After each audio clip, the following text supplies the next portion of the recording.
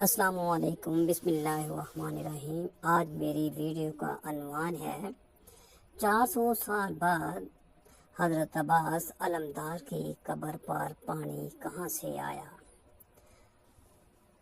محترم سامعین، کیا آپ جانتی ہیں کہ حضرت عباس علمدار کی قبر پر پانی کہاں سے آتا ہے؟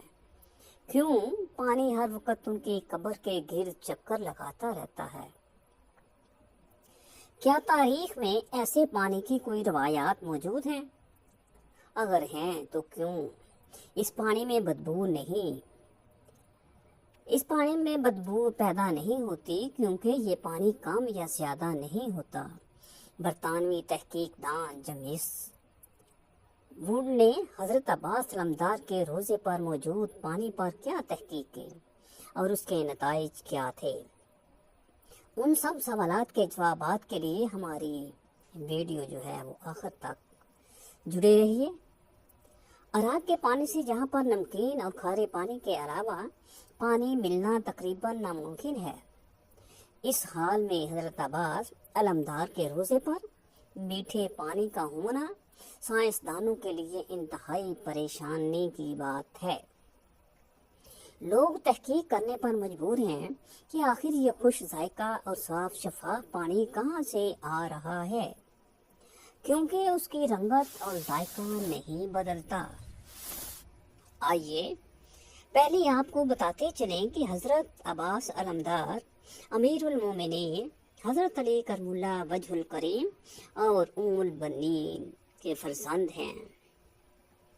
61 ہجری میں میدان کربلا میں اپنے بھائی حضرت امام حسین علیہ السلام کے ساتھ شہید ہوئے۔ حضرت امام حسین علیہ السلام کے حکم پر آپ پانی لینے کے لیے دریا فرات پر گئے اور بڑی بہادری سے نہر سے پانی بھرا، لیکن وہاں پر ہی عمر بن سعد کے سپاہیوں نے انہیں شہید کر دیا۔ آپ کو اسی مقام پر دفن کر دیا گیا جہاں شہادت ہوئی۔ پھر وہاں ہی حرم حضرت عباس تعمیر کیا گیا۔ کہا جاتا ہے کہ وہی پانی جو آپ نہر فرات سے لینے گئے تھے لیکن خیموں تک نہ پہنچا سکے، اب بھی اسی نسبت سے پانی آپ کے روضے میں موجود رہتا ہے۔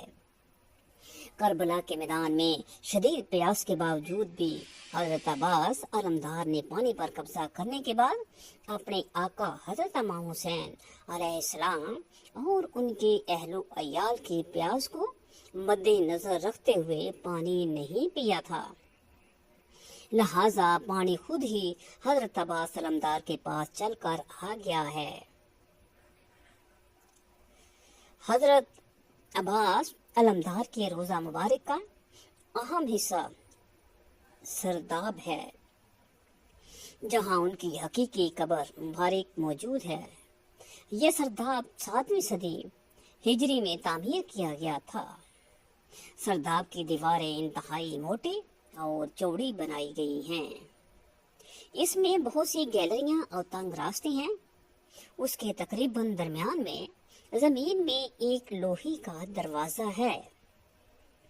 یہ دروازہ اس راستے پر کھلتا ہے جو سرداب کی طرف جاتا ہے۔ یہ راستہ 8 سیڑھیوں پر مشتمل ہے اور 8 سیڑھیوں کے بعد سرداب کا فرش شروع ہوتا ہے۔ سرداب والی گیلری میں بعض جگہ قبریں بھی ہیں اور گیلری کی دیوار جو کہ حضرت عباس علمدار کے قبر اقدس کے قریب ہے، اس میں محراب نما طاق بنے ہوئے ہیں۔ سرداب میں بنے ہوئے محراب نما طاقوں کی تعداد 13 ہے اور یہ سب پیمائش میں ایک دوسرے سے مختلف ہیں۔ حضرت شیخ علیم عباس، جن کی عمر اب 76 سال ہے، وہ پچھلے 36 سال سے حضرت عباس علمدار کے روضے پر خادم اعلیٰ رہے ہیں۔ انہوں نے اپنی کتاب روضۃ ابو الفضل میں لکھا ہے کہ پہلے سرداب میں یہ پانی چشموں کی صورت بہتر تھا، یعنی ایک طرف سے آ کر دوسری طرف نکل جاتا تھا اور 400 سال تک ایسے ہی رہا۔ اس کے بعد پانی شہر سا گیا اور کبھی کبھی حرکت کرتا ہے، نہ پتہ چلتا ہے کہ پانی کہاں سے آتا ہے۔ اور کہاں چلا جاتا ہے؟ لیکن مجھے لگتا ہے کہ یہ حضرت عباس علمدار کی قبر مبارک کی آس پاس کی ہی زمین سے مسلسل نکلتا رہتا ہے۔ پہلے سرداب کی سیڑھیاں عام لوگوں کے لیے کھلی ہوتی تھیں تو ہر کوئی پانی کو تبرک کے طور پر لے جاتا تھا۔ حضرت شیخ علیم مزید لکھتے ہیں کہ یہ پانی سردیوں میں گرم اور گرمیوں میں ٹھنڈا ہوتا ہے۔ ایک دفعہ حرم کی دیواروں میں دراڑ کا بہانہ بنا کر ایک ٹیم انگلستان سے آئی، جس کے نگران برطانوی تحقیق دان سر جیمز ووڈ تھے۔ وہ ٹیم آئی تو دیوار میں موجود دراڑوں کو جانچنی تھی، لیکن ان کا مقصد قبر کے ارد گرد موجود پانی پر تحقیق کرنا تھا۔ جیمز ووڈ اپنی کتاب دی ٹروتھ میں لکھتی ہیں کہ جیسے ہی ہم نے قبر کے ارد گرد چند فٹ تک زمین کی کھدائی کی تو ہم حیران رہ گئے کہ سارا پانی ہمارے کھودے گئے سوراخوں میں چلا گیا۔ ہم حیران تھے کہ پانی جاتا ہوا تو نظر آ رہا ہے، لیکن نکل کہاں سے رہا ہے وہ ہم نہ جان سکے۔ لیکن ایک بات تو طے ہے کہ وہ پانی کوئی عام نہیں ہے اور نہ وہاں کوئی چشمہ ہے، وہ پانی کشمالی ہے۔ پچھلے 50 سال سے پانی اپنی ایک سطح پر قرار رکھے ہوئی ہے، جو نہ کم ہوتی ہے اور نہ زیادہ۔ شیخ علیم عباس لکھتے ہیں کہ دنیا کے کسی بھی کونے میں پانی 1 مہینے سے زیادہ پڑا رہے گا تو بدبودار ہو جائے گا، لیکن اس سرداب کے بند ہونے کے باوجود پانی بدبودار نہیں ہوتا بلکہ خوشبودار ہے۔ اس پانی کی سب سے بڑی خصوصیات یہ ہے کہ پانی کی سطح قبر کی دیواروں سے اونچی ہونے کے باوجود بھی پانی قبر مبارک میں داخل نہیں ہوتا۔ اللہ اکبر! 400 سالوں سے پانی کھڑا ہے، لیکن نہ بدبو ہے اور نہ ہی کسی قسم کا کوئی کھارا پن۔ نہ پانی گندا ہوتا ہے اور نہ ہی اس میں کسی قسم کی کوئی فنگس پیدا ہوتی ہے۔ یہ سب سننے کے بعد اب بھی کوئی ہے جو اہل بیت کی عظمت کو نہ مانے۔ بے شک اہل بیت کی پیروی بھی لازم ہے، وہ برحق بھی ہیں۔ فاطمہ الزہرا رضی اللہ تعالی عنہا کی وفات کے 10 سال بعد تک امیر المومنین حضرت علی رضی اللہ تعالی عنہ نے دوسری شادی نہ کی۔ اپنے بھائی عقیل کے اسرار پر انہیں حکم دیا کہ میرے ساتھ شادی کے لیے ایک نیک پاک باز اور بہادر خاتون کو تلاش کریں۔ شجاعت اور بہادری کے مشہور قبیلے سے حضرت عقیل نے ایک پاک اور بہادر خاتون کا انتخاب کیا۔ خدا کی کرنی ایسی کہ ان کا نام بھی فاطمہ تھا۔ بعد میں وہ ام البنین کے لقب سے مشہور ہوئی۔ امیر المومنین حضرت علی کرم اللہ وجہ الکریم کو اللہ پاک نے ام البنین کے بطن سے 4 بیٹے عطا فرمائے، جو چاروں ہی میدان کربلا میں شہید ہوئے۔ ان بہادر بچوں میں سب سے جرأت اور طاقتور کو دنیا عباس کے نام سے جانتی ہے۔ حضرت عباس چاروں میں سب سے بڑے تھے۔ وہ کیسے بہادری اور صبر کا پہاڑ ثابت نہ ہوتے کہ جن کے والد شیر خدا اور ماں بنو قبیلے کی مشہور تیر انداز تھی۔ حضرت عباس 4 شعبان الموسم 26 ہجری کو مدینہ منورہ میں پیدا ہوئے۔ امیر المومنین حضرت علی کرم اللہ وجہ الکریم کبھی کبھی جناب عباس کو اپنی گود میں بٹھاتے تھے اور ان کی آستین کو پیچھے الٹ کر بوسہ دیتے تھے اور آنسو بہاتے تھے۔ ایک دن ان کی ماں ام البنین اس ماجرے کو دیکھ رہی تھی۔ امیر المومنین حضرت علی کرم اللہ وجہ الکریم نے فرمایا، یہ ہاتھ اپنے بھائی حسین کی مدد اور نصرت میں کاٹے جائیں گے۔ میں اس دن کے لیے آنسو بہا رہا ہوں۔ جناب عباس نے حسنین کریمین کے ساتھ تربیت پائی۔ جب آپ جوان ہوئے تو لوگ آپ کی دانش مندی، کمالات اور بہادری کی مثالیں دیتے نہ تھکتے۔ جب امیر المومنین حضرت علی کرم اللہ وجہ الکریم شہید ہوئے تو آپ اس وقت 14 سال کے تھے۔ اس عظیم صدمے کو برداشت کیا اور جنازے کو رات میں دفن کیا۔ उस दिन से हजरत अब्बास के इम्तिहान शुरू हो गए, जो सब के सब उन्होंने हिम्मत और सब्र से बर्दाश्त किए। आखिर आपने वो दिन भी देखा कि जब हजरत इमाम हसन को जहर देकर शहीद कर दिया गया। आपका जनाजा भी सही तरह से ना पढ़ने दिया गया, लेकिन ये सब भी एक बहादुर बाप के बहादुर बेटे ने सिर्फ इसलिए बर्दाश्त किया कि हजरत हुसैन इब्ने अली ने उन्हें ये कहकर मना कर दिया कि अब्बास अभी जंग का वक़्त नहीं है। जनाब अब्बास की शादी अब्दुल्ला बिन अब्बास की बेटी लबाबा से हुई, जिनसे अल्लाह पाक ने उन्हें दो बेटे अबैदुल्ला और फजल अता फरमाई। आप हमेशा हजरत इमाम हुसैन के शाना बशाना रहे, बल्कि हजरत अब्बास हमेशा बनी हाशिम के 3 नौजवानों का हल्का बनाकर हजरत इमाम हुसैन अलैहिस्सलाम की हिफाजत के लिए उनके साथ रहते थे। आपने हमेशा अपने आप को हजरत हुसैन का गुलाम बनाकर पेश किया, ना कि भाई। यहाँ तक कि करबला के मैदान भी आपने अपने गुलामी और वफा का मुजाहरा किया। इब्ने ज़ियाद जानता था कि जब तक अब्बास करबला के खेमों में मौजूद हैं, हम उन तक नहीं पहुंच सकते। इसलिए उसने एक चाल चली कि शिमर मौलून को 4000 सिपाही देकर हजरत अब्बास के पास भेजा। शिमर ने हजरत अब्बास को कहा कि मैं इब्ने ज़ियाद की तरफ से अब्बास तुम्हारे और तुम्हारे भाइयों के लिए अमान नामा लिखवा लाया, इसलिए तुम यहाँ से जा सकते हो। बस ये सुनना था कि हजरत अब्बास का चेहरा मुबारक सुर्ख हो गया। आपने अमान नामा पकड़ा और उसके 2 टुकड़े कर दिए और फरमाया कि हिम्मत है तो मुझसे मुकाबला करो। तुम लोग चाहते हो कि मैं नवासे रसूल सल्लल्लाहु अलैहि वसल्लम से गद्दारी करूं। चुनाचे शिमर और इब्ने ज़ियाद अपने मकसद में कामयाब ना हो सके। फिर करबला के मैदान में जब बारी बारी से सब शहादतें पेश कर रहे होते हैं तो हजरत अब्बास नवासे रसूल अर्ज करते हैं कि आका हुसैन, अब मुझे भी इजाजत दें, मैं इन यजीदियों को जहन्नम वासिल करूं। लेकिन हजरत हुसैन इब्ने अली फरमाते हैं कि अब्बास यहाँ शुजात का इम्तहान नहीं, बल्कि हमारे सब्र का इम्तहान है। हजरत अब्बास खैमों के गिर्द चक्कर लगा रहे थे। हजरत बीबी सकीना हाथों में मशकीज़ा लिए जनाब अब्बास के करीब आई और कहने लगे, चचा अब्बास, मेरे अस्कर ने 3 दिन से पानी नहीं पिया। गाजी अब्बास ने बीबी सकीना को देखा, खाली मशकीज़े को देखा।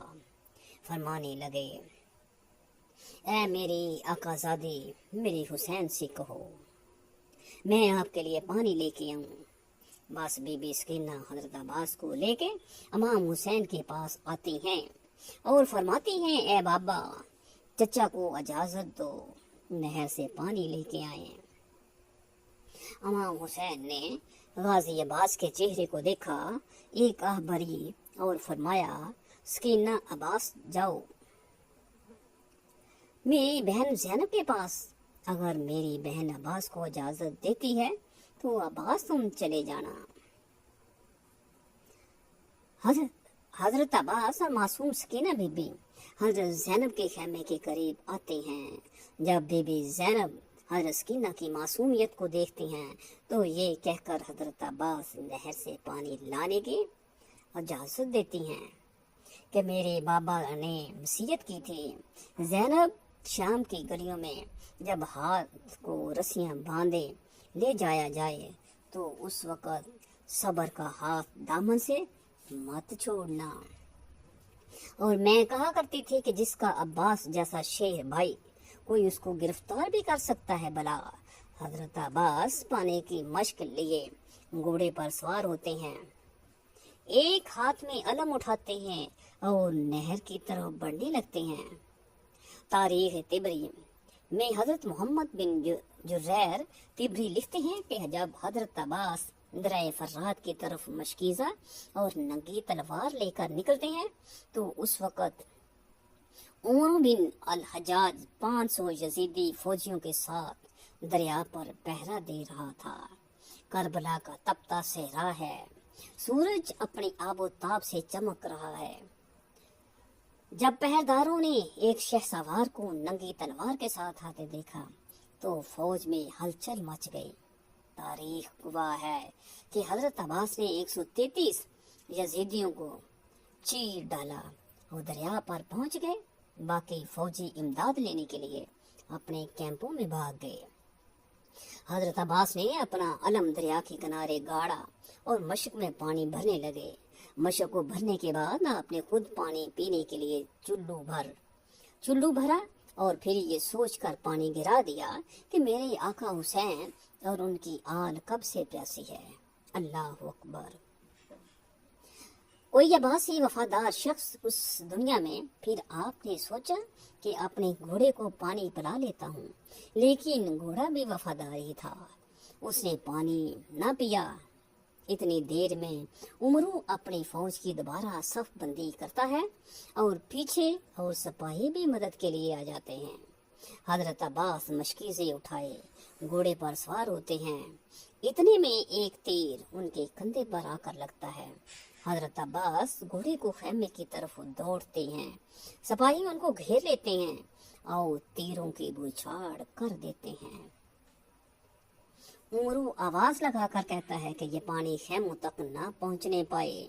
अगर उनको पानी मिल गया तो हमारी खैर नहीं। इतने में एक बदबख्त ने छुपकर तलवार का वार किया तो आपका एक बाजू कलम हो गया। आप पानी का मशकीज़ा दूसरे हाथ में पकड़ते हैं, फिर दूसरे बाजू पर भी वार होता है और दूसरा बाजू भी कलम हो जाता है। उसके बाद जनाब अब्बास पानी का मशकीज़ा मुंह में पकड़ लेते हैं। फिर सब यकजा होकर तीर बरसाते हैं। पानी के मशकीज़े को भी लगे हैं और पानी बह जाता है। जैसे ही पानी बहता है तो मेरे आका की आंखों में भी आंसू आ जाते हैं। वो घोड़े से नीचे गिर जाते हैं, तीरों से नडाल हो जाते हैं। यजीदी फौज फतह के नारे लगाते हुए वापस हो जाते हैं। जब इमाम अली मकाम इमाम हुसैन हजरत अब्बास को गिरता देखते हैं तो वो उनकी तरफ बढ़ते हैं और आकर हजरत अब्बास का सर मुबारक अपने गोद में ले लेते हैं। हजरत अब्बास पहली दफा हजरत इमाम हुसैन को अपना भाई कहकर पुकारते हैं और माफ़ी मांगते हैं कि मैं मासूम सकीना के लिए पानी न ला सका। आपकी रूह मुबारक दारुल फना से दारुल बका की तरफ कूच कर जाती है। अब सारी शहादतें होने के बाद जब सारे सर गर्दनों से उतार दिए जाते हैं और उनको नेज़ों पर चढ़ा दिया जाता है तो साहबे वफा हजरत अब्बास का सर नेज़े पर नहीं रुकता और बार बार गिर जाता है। यजीदी फौज परेशान होकर हजरत ज़ैनुल आबिदीन से पूछते हैं कि ऐसा क्यों है, जिस पर आप एक तारीखी जुमला फरमाते हैं, मेरे चचा ने सारी जिंदगी हजरत इमाम हुसैन की बराबरी नहीं की तो अब मरने के बाद उनका सर भी हुसैन के सर के बराबर नहीं रख सका। अल्लाह अकबर। ये सुनकर शिमर कहता है कि अब्बास के सर को घोड़े की ज़ैन से बांध दो। 11 मुहर्रमुल हराम को उमर बिन साद अपने उन साथियों को दफना देता है कि जो अहले बैत के हाथों कत्ल हुए थे और सैयदजादों और असहाब के 72 जिस्म मुबारक बेगोरो कफन छोड़ दिए जाते हैं। यजीदी लश्कर इमाम अली मकाम और उनके 72 साथियों के सार मुबारक आपस में बांट लेते हैं और अहले बैत की शहजादियों को कैदी बनाकर ये काफिला उमर बिन साद और शिमरुल ऐन की निगरानी में कूफे की जानब सफर शुरू कर देता है। इधर कूफे का गवर्नर अबैदुल्ला इब्न ज़ियाद असीरानी करबला और शुहदा के सुरों को देखने के लिए बेताब बैठा है और पूरे कूफा को दुल्हन की तरह सजा दिए जाते हैं। असीरानी करबला के काफिले के हालात ये हैं कि शुहदा के सर नेज़ों पर हैं और रसूलुल्लाह सल्लल्लाहु अलैहि वसल्लम की शहजादियों को बगैर कुजावे के ऊंटों पर सवार किया गया, जबकि इमाम अली मकाम के लखते जिगर शहजादा इमाम ज़ैनुल आबिदीन के हाथ बंधे हुए हैं اور ان کو پیدل سفر پر مجبور کیا جا رہا ہے۔ اللہ اکبر۔ حضرت زین العابدین بیماری سے نڈال ہیں اور تھوڑے سے سفر میں ہی تھک جاتے ہیں اور جگہ جگہ رک کر سانس لیتے ہیں، لیکن شمر ملعون کو کوڑا مارتا، لیکن شمر جو ہے ملعون کو کوڑا مارتا ہے اور چلتے رہنے کا حکم صادر کرتا ہے۔ ادھر دوسری طرف جہاں کربلا میں لاشیں بکھرے پڑے، 13 محرم الحرام کو وہاں قبیلہ بنو اسد کی عورتیں دریا فرات سے پانی بھرنے آتی ہیں تو لاشیں دیکھ کر ان کی چیخیں نکل جاتی ہیں، اپنے مردوں کو بلا کر لاتے ہیں اور تمام جسد مبارک کو ایک گھوڑا سوار شخص کی ہدایات کے مطابق دفنا دیا جاتا ہے۔ اسیران کربلا کا قافلہ کوفے کی جانب رواں دواں ہے۔ یزیدی سپاہیوں نے سستانی کے لیے قافلے کو راستے میں روکا۔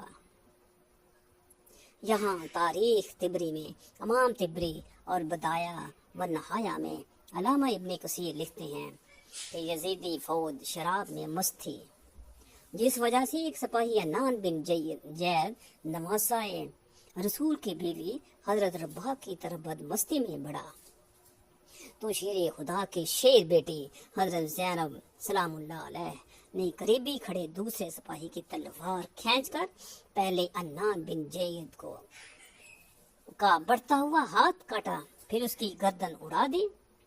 اس واقعے کے بعد کافی دیر تک لشکر میں خاموشی چھائی۔ پھر حضرت زینب بنت محمد رضی اللہ تعالی عنہا نے وہاں پر اہل بیت کی عظمت کے بارے میں خطبہ ارشاد فرمایا۔ امام طبری روایت کرتے ہیں کہ ابن سعد نے ہولی کے ہاتھ امام علی مقام کا سر اقدس ابن زیاد کے دربار بھیجا۔ ہولی جب کوفہ پہنچا تو رات کا وقت تھا، اس لیے وہ سار مبارک کو اپنے گھر لے گیا اور ایک برتن میں ڈھانپ دیا۔ سار مبارک کو دیکھ کر اس کی بیوی سخت ناراض ہوئی کہ یہ تم نے کیا ظلم کر دیا ہے۔ وہ بیان کرتی ہے کہ خدا کی قسم میں نے دیکھا کہ ایک نور برابر آسمان سے اس برتن تک ستون کی مانند چمک رہا ہے، اور میں نے سفید پرندے دیکھے جو برتن کے ارد گرد منڈلا رہے تھے۔ وما علینا الا البلاغ المبین۔ اللہ تعالی ہمیں نیک کاروں میں شامل فرمائے اور ہمارا خاتمہ بالخیر کرے۔